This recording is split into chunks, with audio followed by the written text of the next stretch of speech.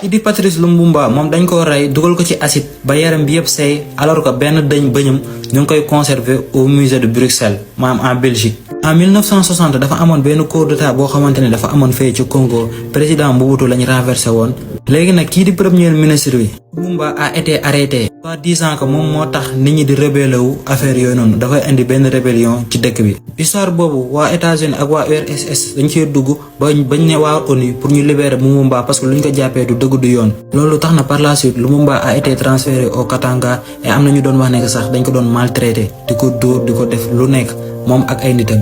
léegi le 17 janvier 1961 Lumumba ak ay nitam rey nañ leen dañ leen exécuté ci ay circonstances yoo xam ne c'est hyper trouble kenn xamul ba léegi lan moo ko waral. léegi nag ba information jugee au niveau international ay manifestations yu garaaw jug léegi kenn xamul la moo waral rey boobu ñu rey Lumumba. tey ci bañ ko reyee dañoo dissoudre kooram ci 200 litres d'acide sulfurique moom kat leen rek moo desoon moom benn bëñam en or bi. te c'est en 2002 que la waa Belgique ci lañ nangu ne que deewu Lumumba ñoom seen loxo setu ci.